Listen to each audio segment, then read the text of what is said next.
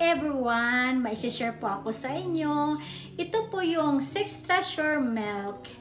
Nag-order po ako this year from September until now November. 10 cans ang order ko po. May naiwan pa akong 3 cans. Ang ginawa ko po guys, every after meal 2 cups ganito guys. 2 cups lang siya sa ating glass. Mainit na tubig yan guys.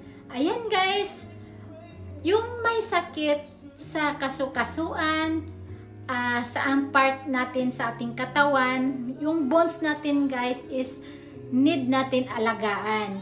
Kaya ito guys, nakita ko po ito sa ating social media, sa Facebook, dumadaan lagi. Kaya ito po, nag-order po ako, tinatry ko talaga guys. Guys, wala namang masama mag-try. Kaya try nyo na, wag na rin kayo magpahuli. Mayroon din akong isang i-share sa inyo guys. Hindi lang sabons para sa akin guys. Real talk lang, mahirap ako dumumi.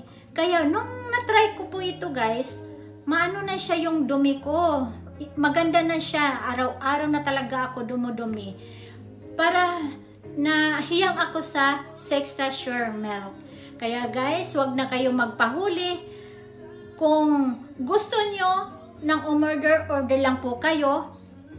Pag order nyo, na-try nyo na. Pag hindi hiyang, pwede naman na hindi na kayo o-order. Walang pilitan dito guys sa company na to. Walang pilitan, kundi sarili lang natin kung gusto natin mag-order o hindi.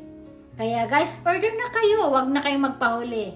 Ito guys, pangpaganda rin. Ay, hindi. Joke lang.